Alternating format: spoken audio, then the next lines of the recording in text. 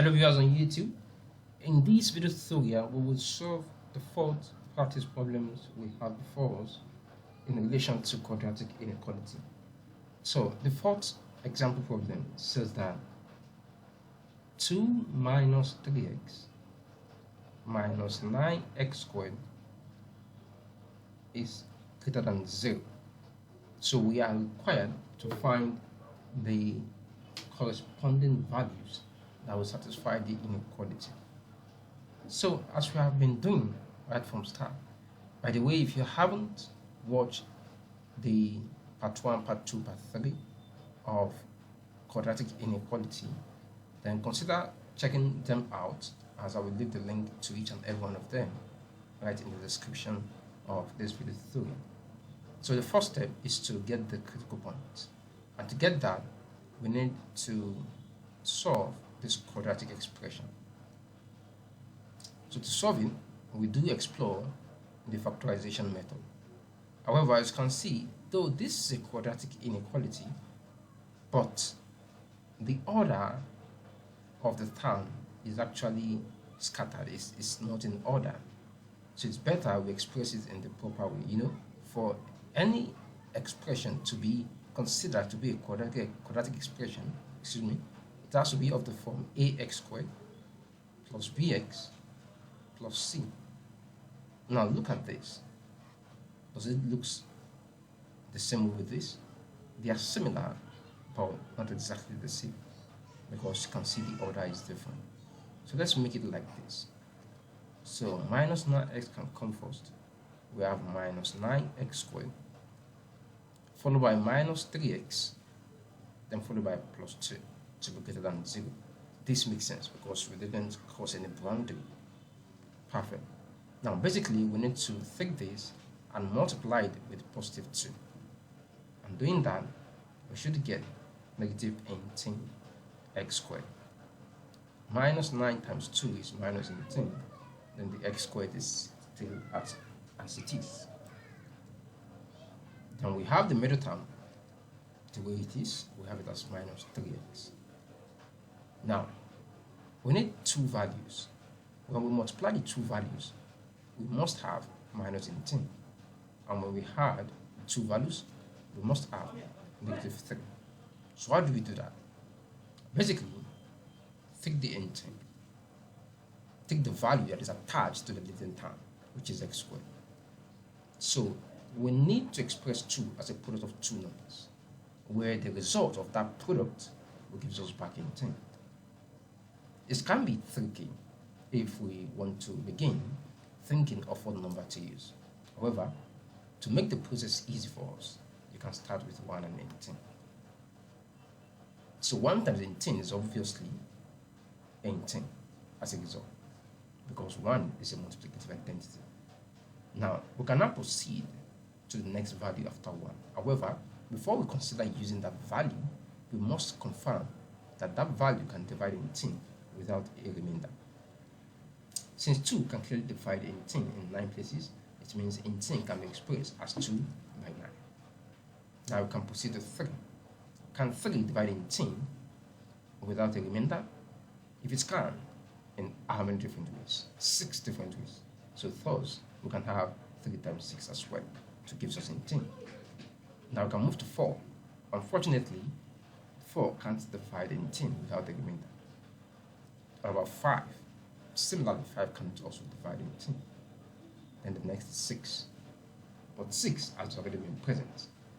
Because if you would do this thing by using 6, then you have something like 6 times 3, which is clearly the same as this one, because it's actually a product sign that is connecting them.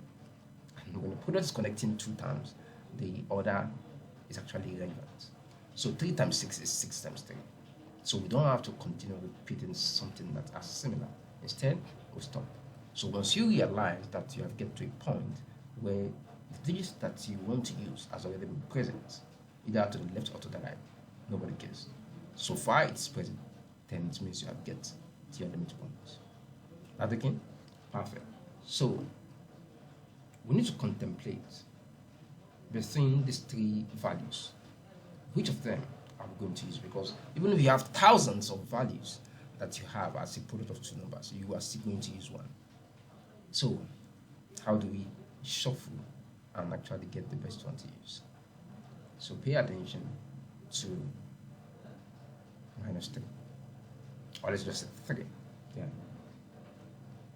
And is there any way on this head that we can add 1 and 18? Whether we had, we minus, we don't care, nobody cares. Is there any way we can add or minus 1 and 18 that we are going to get 3? Never. It's actually impossible. So this is clearly outside the box. Now to the next one. Is there any way we can add or subtract 2 and 9 that we are going to end up having 3? Same thing. This is clearly outside the box. Okay? That can never be possible. So with this, it means this will be the best one to use, as it is the one that we have to be left over. However, if you look at it very well, you will realize that it's possible to add 3 and 6 and have -3. Now, since we are doing this, remember, the result has to be -3 when you add them, and not +3. So how do you want to do it? How do we want to add 3 and 6 in such a way that the addition would end up being -3? Think about it. What if we give minus, or let's say plus, to this one, and give minus to 6? What would happen? Let's add the 2 and see. This is it's a reality. You have to see this as if you are doing something in the real world. Am I communicating? It's not that I just bring up the signs all of a sudden. Yeah, it's because I realize that this should be the best one to do. You understand? This is what I'm trying to say makes sense. Okay, I said I want to give this to plus, this to minus.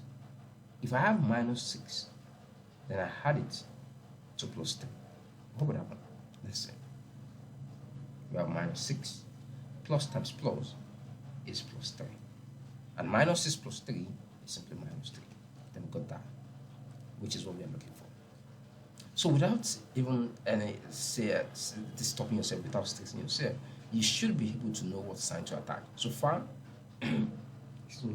so far you have been able to get the 2 numbers. Am I communicating? Excellent. However, if you want me to actually create a video on how to and disseminate clearly on how to actually get these 2 numbers and the signs to use, let me know if you have the comment section below, and I'm going to do that in no time. So we are using +3 and -6. Basically, once you have this done, attach the variable to them. So we have +3x and -6x. Now you replace the middle term with 2 of them. Thus we would have -9x plus 3x. The order is irrelevant. If you want, -6x can come first. Nobody cares. Okay, so we have -6x plus 2 to be greater than 0. Am I communicating?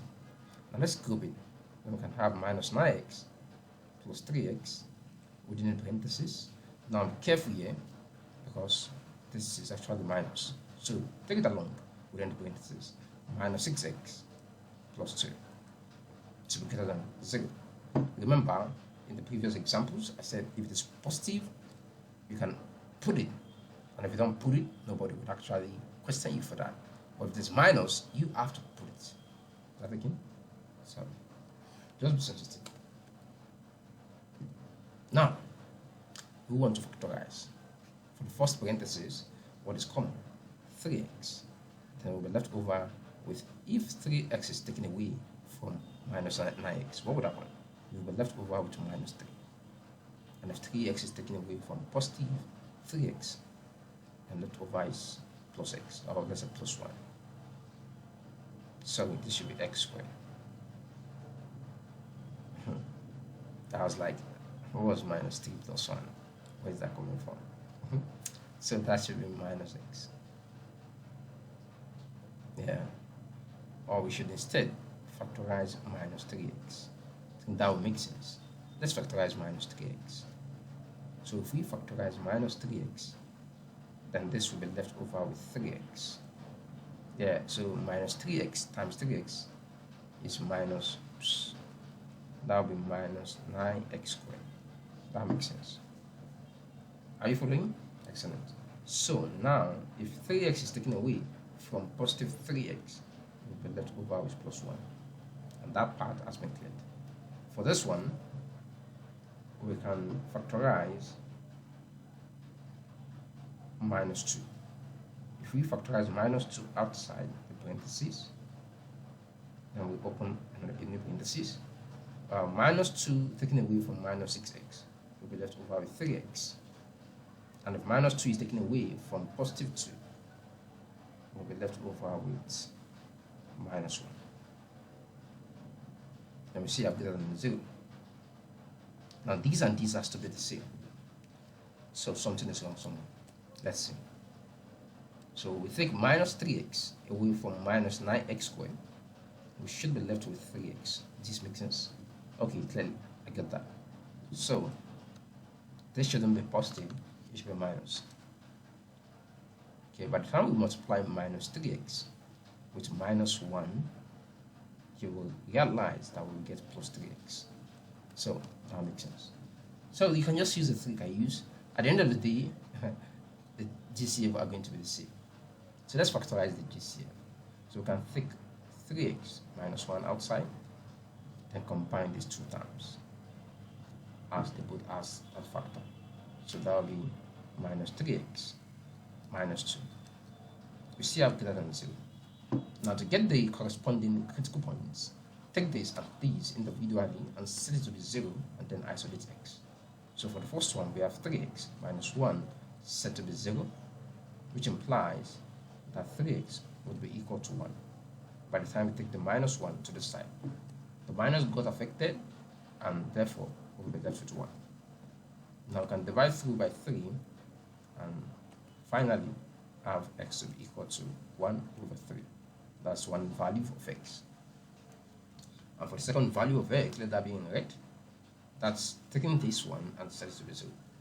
So if we have minus 3x minus 2 to be 0, what will be the value of x? First, let's get rid of the minus 2, and then we have minus 3x to be equal to 2 by the time the minus 2 comes to the side.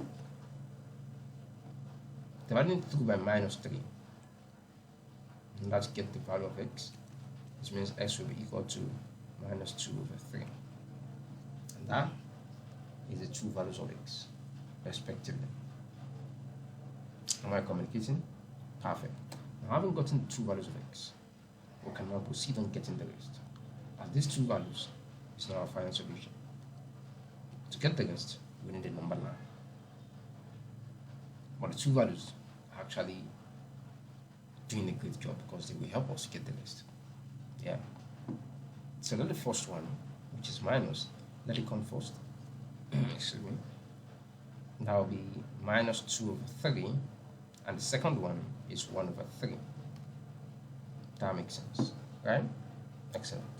Now in between minus 2 over 3 and 1 over 3, 0 is there. So the number line has been split into 3 sections.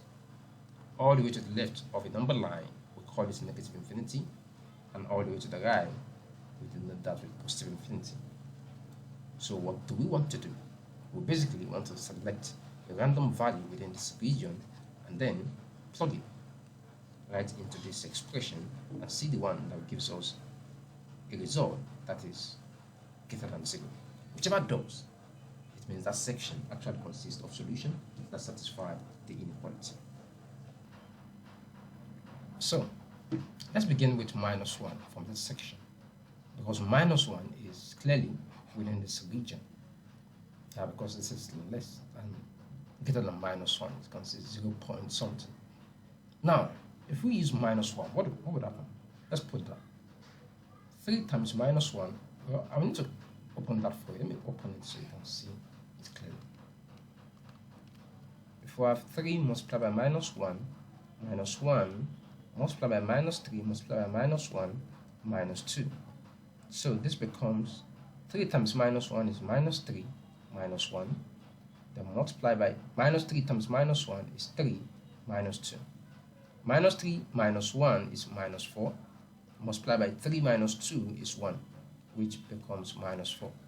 Since minus 4 is less than 0, it means there is no solution within this region, because within the result that is greater than 0, that is positive values. On to the second section. We can use 0 as 0 falls within this region. So if we have 3 times 0 minus 1 multiplied by minus 3 times 0 minus 2, what would happen? 3 times 0 is 3, no, 0. Then we have minus 1, then again multiplied by minus 3 times 0 is 0, minus 2. Then we'll be left with minus 1 multiplied by minus 2, which is actually indeed equal to 2. So there's a solution within that region. And for the third region, let's use 1, which is for this region. By now you should know how I'm actually getting those values, okay? Within this region, we have 1 there, exactly. So we have 3 times 1 minus 1 multiplied by minus 3 times 1 minus 2. So 3 times 1 is 3 minus 1, then we have minus 3 times 1 is minus 3 minus 2. 3 minus 1 is 2, multiplied by minus 3 minus 2 is minus 5, and multi-product is minus 10.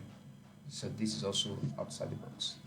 So with that being done, we can write our final answer in inequality and interval formula. That's our region.